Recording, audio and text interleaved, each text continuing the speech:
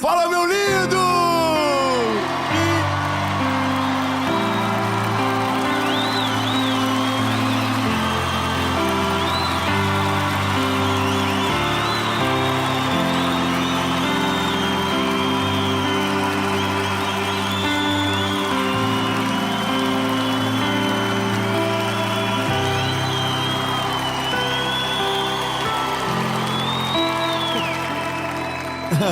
É 26 segundos.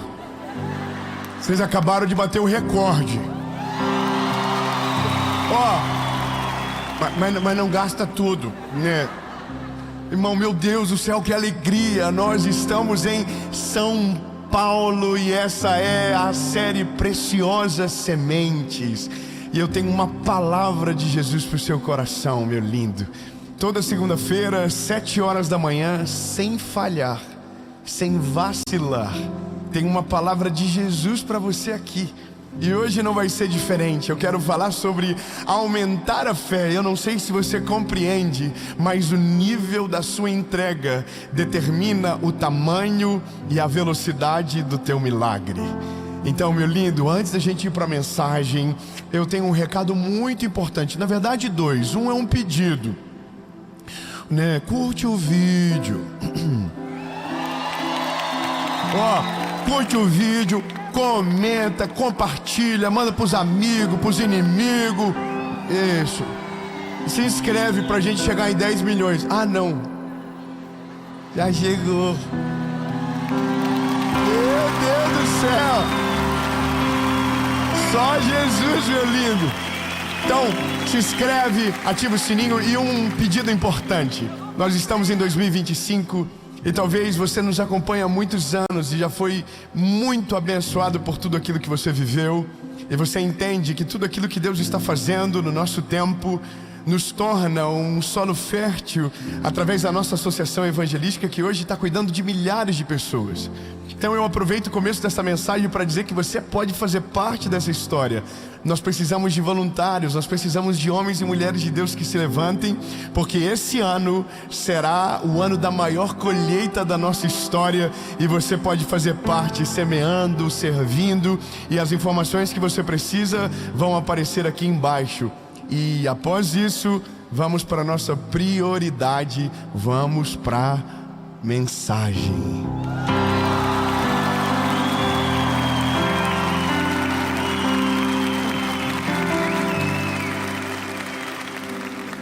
Olha, eu tenho um negócio. Você já ouviu alguém dizer que nós não podemos correr atrás das bênçãos do Senhor? E eu sei da onde nós saímos ou tiramos essa base. Ela é bíblica, ela é correta. A Bíblia diz que as bênçãos do Senhor nos perseguirão. Amém? Mas você sabe que tem bênção que persegue e não acha ninguém, né? Porque quando acha, não tem nenhuma preparação, não foi forjado, não passou pelo processo, fugiu no meio. Então a bênção até bate na porta, mas como ele não está preparado, ela vai embora e ela não fica. Agora, a perspectiva de hoje não é sobre o que te encontra, é sobre o que você se posiciona para viver o que Deus tem para você. É sobre sonhar de maneira absurda, grande, assustadora, a ponto de alguém olhar para você e dizer que você não é normal. 3, glória a Deus. Eu vou dizer de novo. O convite do Evangelho é para que você manifeste sonhos que são gerados de Deus dentro de você, a ponto que os de fora olhem e dizem: não é normal. Mas veja bem, tudo isso custa um preço. Eu quero construir algo com você hoje aqui. A primeira coisa é: todo sonho é uma declaração de fé. E nunca mais esqueça isso. Todo o sonho é uma declaração de fé. Quando você sonha algo muito grande, que não combina com você, mas que você depende do Senhor, você está gritando para o mundo que você tem fé.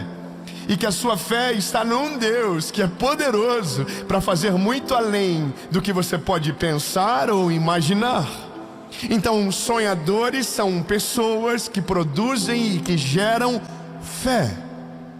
Só que a Bíblia diz que fé sem obras é morta. Ou seja, não é só ter fé, é o seu posicionamento em relação àquilo que você acredita, que determina o que de fato você vai viver em Deus. Está comigo? Então eu vou ler um texto bíblico com você.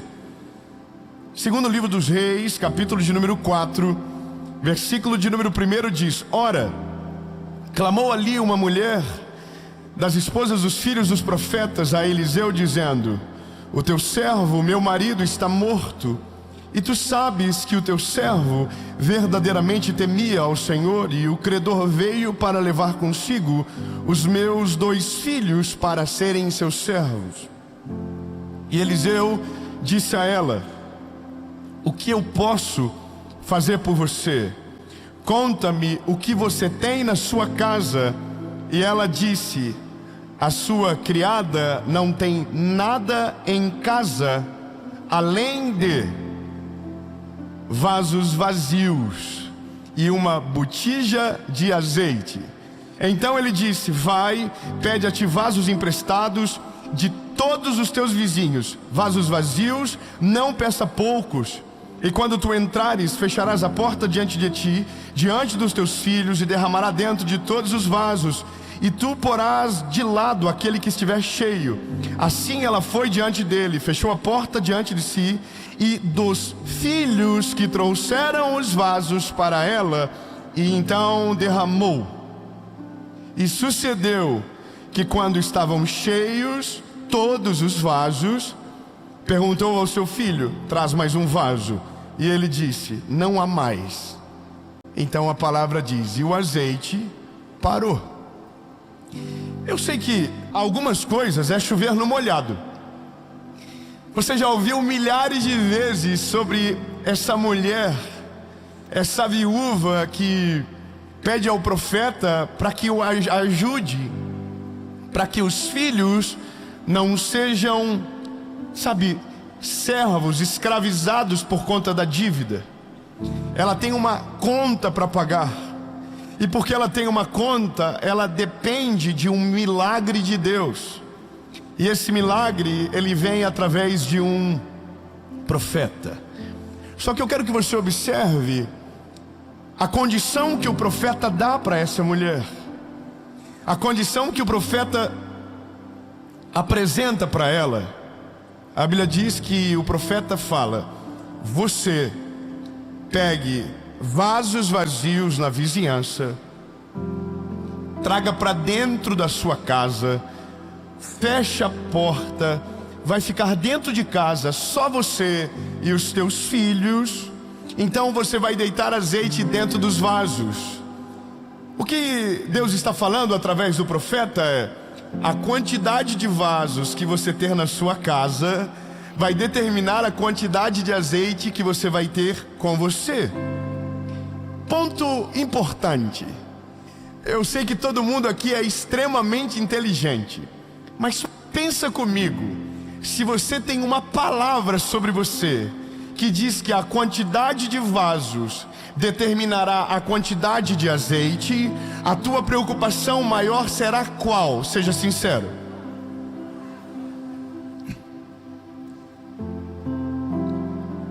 Você pode dizer de novo?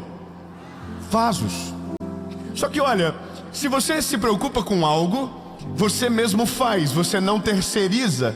Você concorda comigo? Se a tua preocupação maior é essa, você não coloca a responsabilidade na mão de ninguém. Você se levanta e faz. Mas a viúva não faz dessa maneira.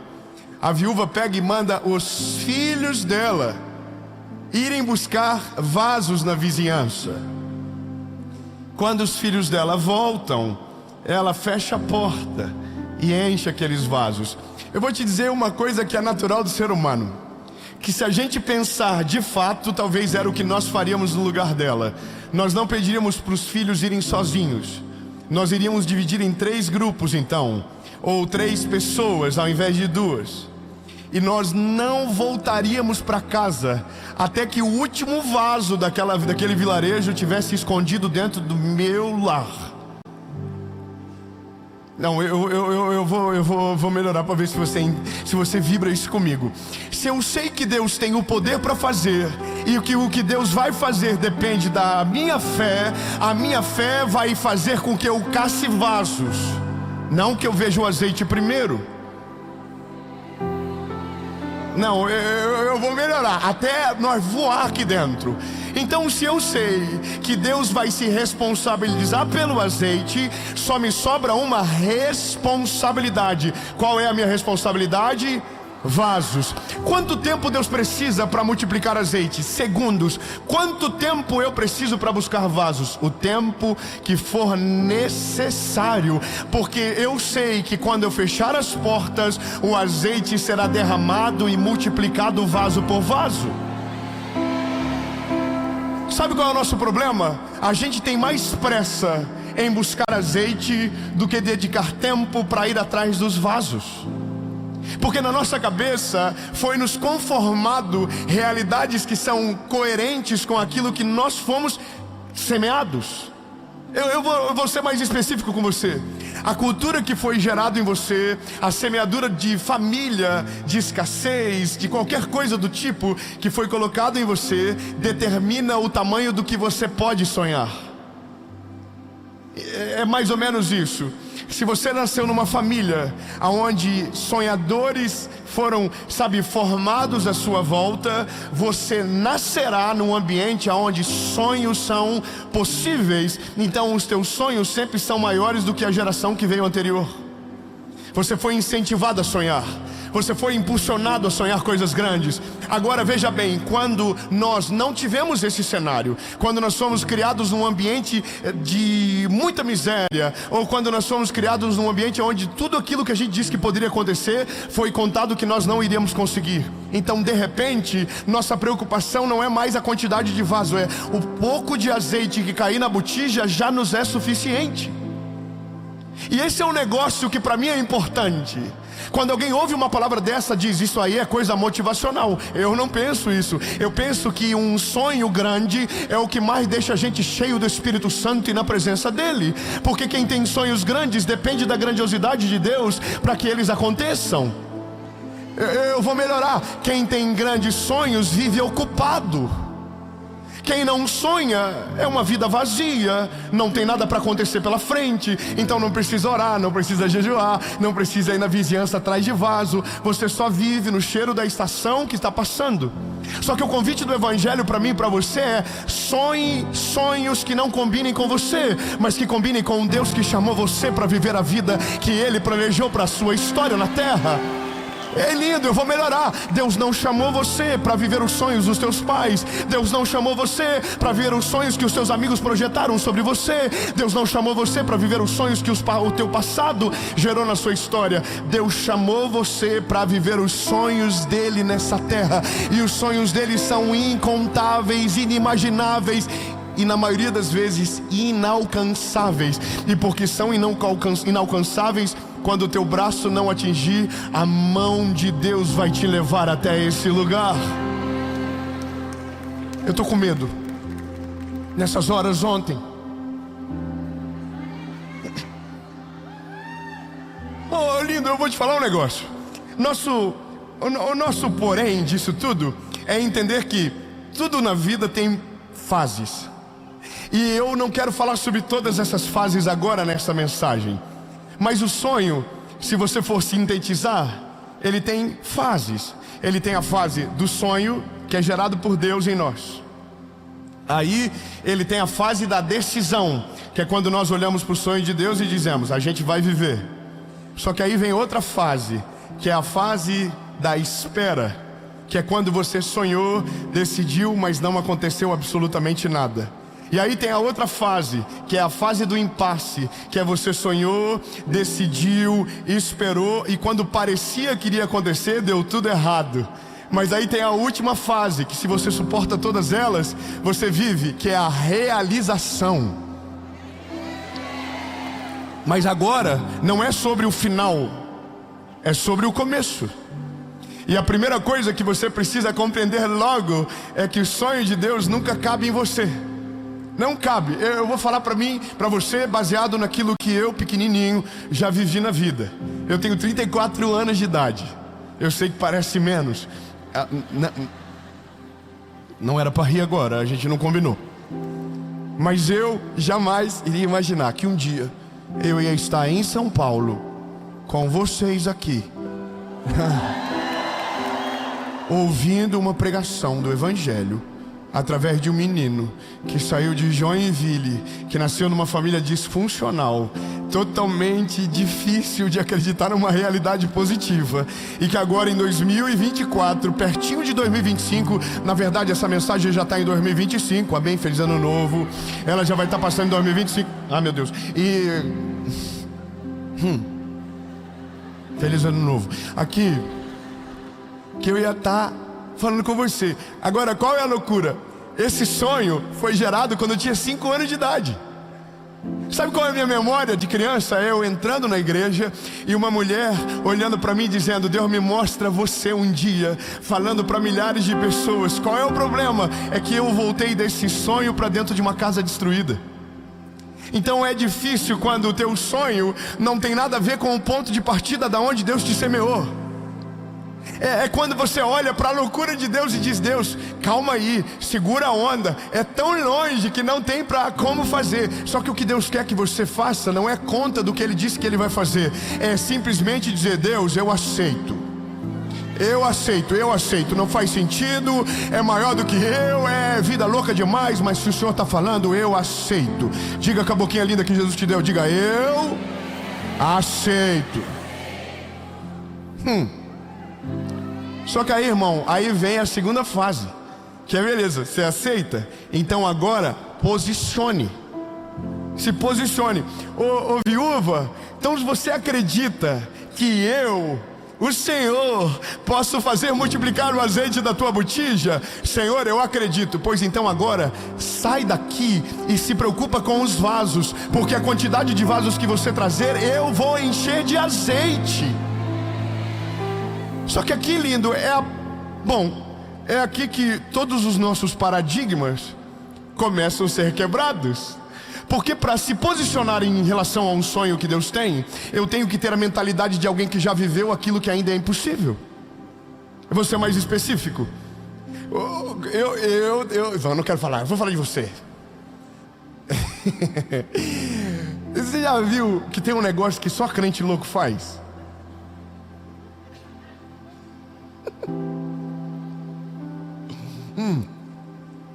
Você já entrou num lugar que para você é tão longe, mas você fez aquele negócio assim: aonde eu colocar a planta dos meus pés, aonde eu tocar a palma das minhas mãos. Já fez isso já ou não? Irmão, eu vou te falar uma coisa.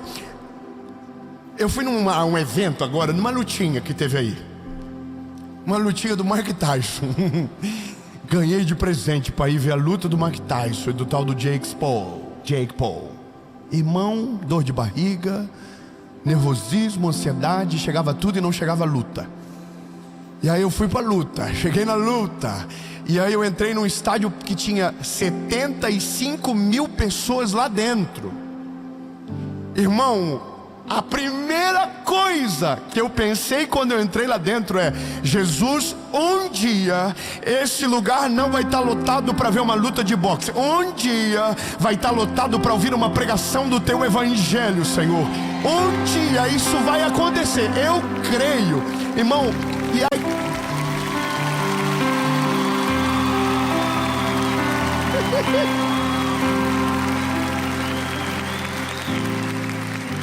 agora entenda, todo sonho é uma declaração de fé. No momento que eu estava dizendo, não estava dizendo: Deus, eu quero fazer, eu vou fazer, eu consigo, eu estou preparado. Não, eu estou dizendo: Deus, se tem alguém que tem o poder de fazer o rolê rolar, o nome é Jesus Cristo de Nazaré. Agora, eu só compreendo um negócio. Se eu creio que o sonho foi gerado do Senhor em mim, agora eu preciso crer que se Ele deu o sonho, Ele vai dar o caminho, Ele vai dar o recurso, Ele vai trazer as pessoas certas. E quando a gente vê, meu lindo, nós vai estar tudo lá no meio dos Estados Unidos dizendo: Hey guys, how are you? We have a message about Jesus for you. Você não entende? Só que aí que tá, Deus está olhando para mim e está dizendo: você crê que eu vou fazer? Prepara as botijas. Vai atrás dos vasos, meu bebê. Bora, levanta, sacode a poeira. Se você achou que o que eu fiz em 2024 era suficiente, você estava errado. Eu tenho muito mais para fazer. Mas a quantidade de botijas que você trazer, eu vou encher de azeite. Ô lindo, fala para alguém que está perto de você e diz: quanto de botija tu tem aí?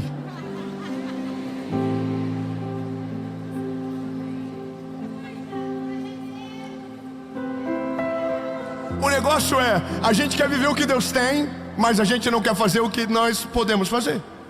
Porque a gente até diz: ai, nossa, que top, eu sonho que um dia Deus vai me dar uma casa nova. Você nunca saiu do bairro, irmão. Você nunca saiu do ônibus no meio do caminho para ver um bairro que Deus pode levar você para morar um dia. Você nunca fez isso. Irmão, pelo amor de Deus, eu quero que despertar algo em você que torna você meio estranho. Sabe, gente estranha é gente que passa em lugar que ainda não está liberado e diz: posso dar só uma olhadinha? Irmão, é a coisa mais maravilhosa da vida. É viver o sonho antes de ele acontecer. Faz papel de louco, irmão. Entra aqui, ó. Deus, eu declaro no nome de Jesus: Senhor, aqui, estamos aqui, Senhor. Olha só, se o Senhor deu, e eu vou te falar uma parada que você vai ficar feliz. Se prepare para celebrar. Não é agora, é depois que eu vou lá. Irmão, Deus nunca vai deixar que você veja, sonhe algo que Ele não possa dar para você. Não, calma. Então significa que se Deus deixou você ver, deixou você tocar, deixou você sentir, deixou você abraçar, deixou você experimentar, é porque Ele tem o poder de dar nas tuas mãos muito além daquilo que você pode pensar ou imaginar. Deus não é um Deus irresponsável. Ele não coloca sonhos que Ele não tem a condição de patrocinar na sua vida. Então se prepare, meu lindo, para tudo aquilo que Deus colocar na frente dos teus olhos e ser da vontade dEle para você. No nome de Jesus você vai viver.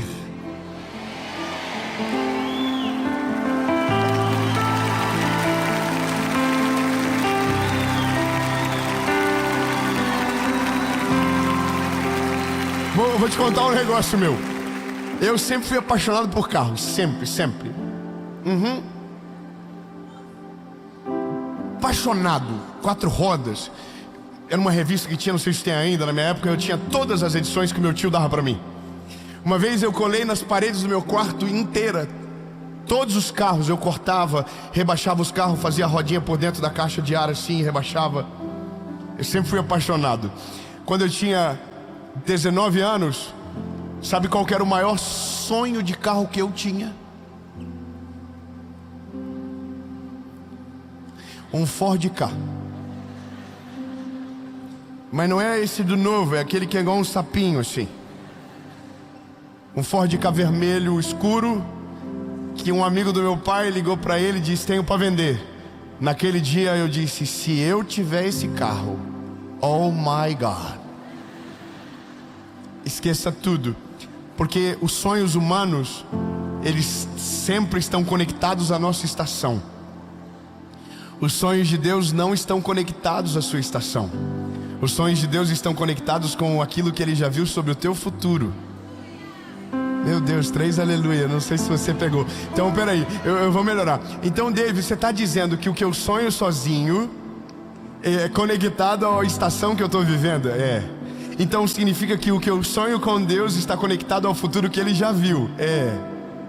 Tá, eu vou melhorar. Então David, meu menino, então você está dizendo que se eu sonho sozinho, o meu sonho é pequeno, é fácil demais de resolver, não tem tanto processo para chegar e acontece rapidinho. É isso aí mesmo. Você quer velocidade?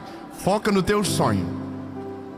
Só que Vai chegar um dia que você vai olhar para trás e o tempo já passou, e você vai dizer: eu deveria ter mirado mais alto, eu deveria ter confiado que Deus era comigo, eu deveria ter ouvido a voz de Deus, eu deveria ter me debruçado na palavra, eu devia ter buscado mais vasos. Então, lindo, o convite para você é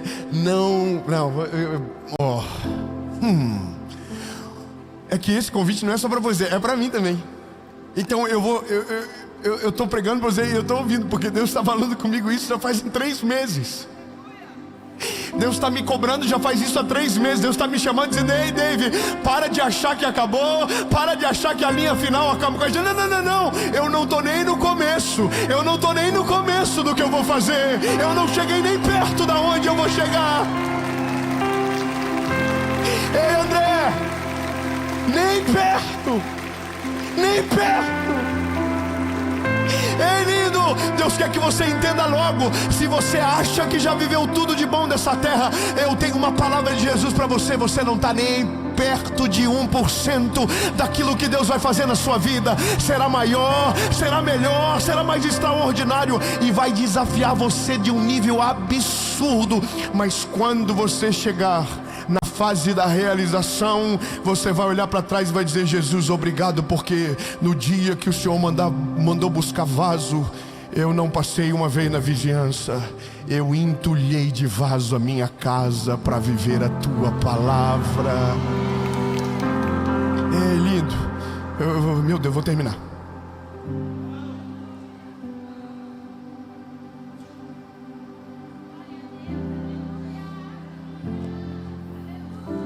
Então agora eu estou na fase com Deus assim: tá bom, Deus, você está deixando eu ver?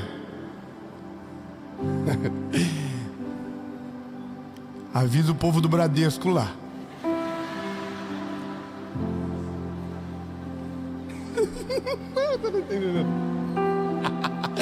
Senhor Jesus, me livra do agiota. Manda as taxas baixas, Jesus. Dá as oportunidades, mostra o caminho. Sabe o que é maneiro? É que eu imagino Deus olhando pra gente. Porque quando Deus nos mostra um sonho, a primeira coisa que faz é consultar o saldo. Não, você não pegou. Irmão, vamos de novo. A primeira coisa que quando... Não, vamos, presta atenção, porque talvez isso aí é a nossa vida escritinha. Todo mundo é igual. Ninguém é diferente aqui não, irmão. Todo mundo é natural, ser humano. Deus mostra o sonho. A primeira coisa que a gente faz é consulta o saldo, visita o passado e olha para dentro de nós. O saldo, só o sangue de Jesus tem poder. O passado é nebuloso demais, e aqui dentro não há valor o suficiente para o sonho que Deus tem. Aí a gente diz: Deus, não tem dinheiro, não tem histórico na família, não há nada de bom em mim que possa fazer isso acontecer. Aí Deus desce e diz: ei, lindo, se preocupa com o vaso, porque o azeite é eu que vou derramar. Se preocupe com o natural, o extraordinário é eu que vou fazer.